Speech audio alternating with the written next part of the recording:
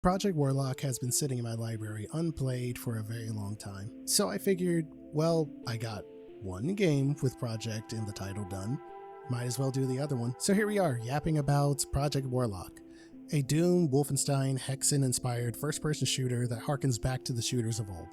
So technically a boomer shooter. And while I haven't played Hexen before and have only played the modern versions of Doom and Wolfenstein, I think it's safe to say that it accomplishes that style just fine. In Project Warlock, you play as a mysterious warlock who embarks on a dangerous mission to eradicate all evil. That's it. No, really, that's it. And frankly, I'm not at all surprised by that, since the game's intended purpose is to make you feel like an unstoppable killing machine, murdering all evil with the goal of going to hell and finishing the job. Again, very badass, and very Doom. With that said though, since there's not really much of a story at all to discuss, let's just jump into the gameplay segment.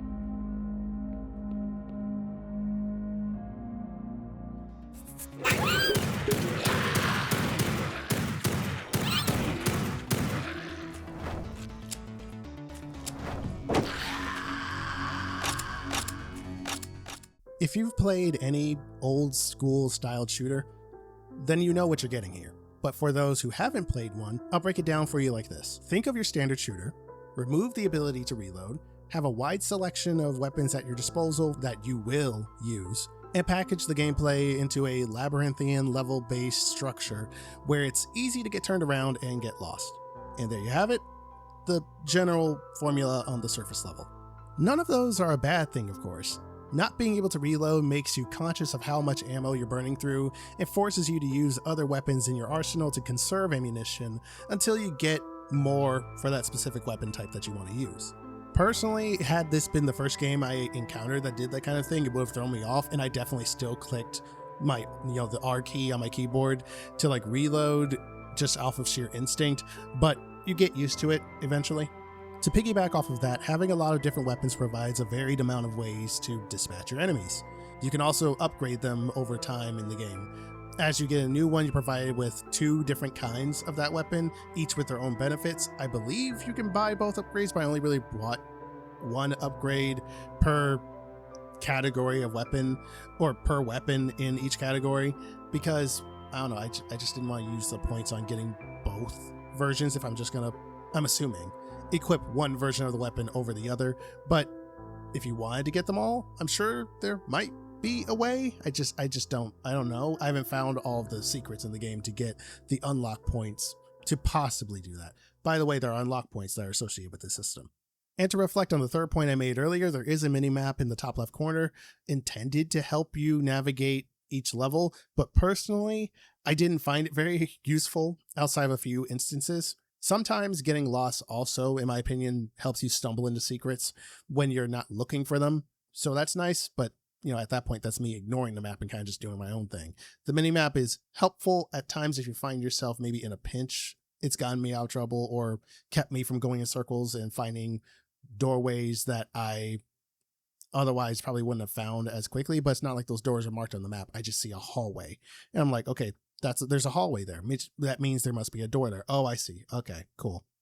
Which leads nicely, sort of, into my criticism about the game's general level design in a lot of the environments.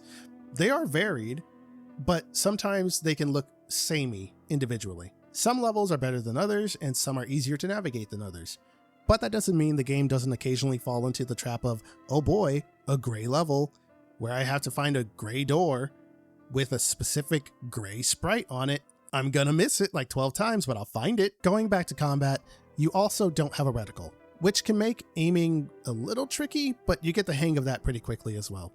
Or at least I did. Your mileage may vary. Overall, I can't say that I struggled too much while playing, but that's also because I was playing on the standard or normal difficulty. I initially thought that if someone were to play this game, they should play on the hard mode, bare minimum, or at least that's why I would recommend. People are free to do what they want. But as the game went on and I completed more levels, they started getting tougher, as they should, but it got to a point where at times it just got flat out overwhelming. Enemies do not care that you just cleared a room where you came from. After you make some progress or pick up an item, there's a good chance it'll trigger a spawn, which is normal, sure, but sometimes those enemies can also spawn behind you. The amount of times I've been surrounded is too damn high, but once again, the game gives you a lot of opportunities to overcome that strife so long as you are constantly moving. Keep moving and shoot when you can and you'll be fine. Strafe back and forth in the hallways and you'll be fine. Invest in different stats, spells, and weapons and you'll be fine. All right, you're a warlock. I've forgotten that. The fact that you're playing as a warlock quite a bit in this game. Granted, there's a heavier emphasis on the weapons that you have and that you gain over time versus the spells that you can equip and this and the other, since you can only equip one spell at a time. But sometimes just remembering that I have a cool spell in my pocket to use in a pinch helped and saved me a lot. The unlock points you spend to upgrade a weapon to their new types are the same points you would use to unlock spells, so there's a bit of a give and take there. Much like the weapons though, you'll need to go find those in each level. Some you get after defeating the realm's boss, and others you'll get when you find them in secret rooms, which there are a lot of. At the end of the day, the general flow of the game is this. Spawn into the workshop, at least initially, see what you can upgrade or put points into when it comes to like your personal stats. Choose the next mission that you need to complete all stages in that mission, repeat. And frankly, I don't think it needs to be anything more than that. The gunplay is solid, and gets a thumbs up from me. I had a really good time with it. A few more tidbits before I wrap up this review. The music is unique to each stage, so there's a lot of it in this game. And while not all of them hit, there are some that definitely do. From what I saw on Steam, the soundtrack is free, so if you vibe with it, download it. It is not available on Spotify from what I could find. On the topic of bugs, there are a fair amount in this game, but the most egregious one is the one where you can fall through the map or walk out of the map. Due to the nature of how the levels are laid out, it's very easy to sprint too close to a wall, hit it at just the right angle, and then end up outside of the map. This happened to me 3 times throughout my playthrough. Almost 4 in fact, but I managed to catch myself and re-enter the level. The first time it happened, I turned a corner too widely and clipped out of the stage. The second time, I was interacting with a button that was supposed to raise a platform, but because I couldn't see what changed, I kept spam clicking it. Then I went to where I thought the change happened, and then I stepped off the stage and ran off into the boomer shooter sunset. The third time happened when I clicked the elevator button in a level and stepped off the platform a little bit because I wasn't done exploring. You know, you hit a button and you're like, oh wait, I'm not done yet. I didn't know that was an elevator. Okay. Well, I ended up falling through the small space between the platform and where the floor was into the red abyss.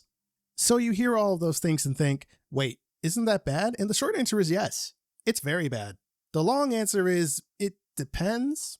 The game uses a live system, but resetting or restarting the stage doesn't burn a life. And each stage takes about 7 or so minutes to complete, or at least that's how long it generally took me in most cases. So restarting was a hindrance, but not a deal breaker for me, since resetting with the knowledge I had of the stage meant I could quickly get back to the point where I left off at. With that said, those bugs are still disgusting, so I wanted to mention it anyway. All in all, I think Project Warlock is a really fun game with some jank that I really wish wasn't there, but for $12, I don't think it's too offensive of a purchase, especially if you jive with it and decide to play the endless mode or want to replay any of the specific stages from the main menu to get more bang for your buck. The game doesn't take too long to get through the campaign either, so these days, that's a plus for me. Project Warlock gets a go for it from me, and you can play it on PC, PS4, Xbox One, and Nintendo Switch for $12. There are no current gen versions of the game from what I could see, but I'm sure the PS5 and Xbox Series consoles can play the version that is on offer, assuming they're available there. There is a sequel to Project Warlock that released in 2021, so I'm looking forward to playing that game as well, at some point down the line. Until the next review, though, I hope you all have enjoyed your stay. I'm TUSDarryl, and I'll catch you all later.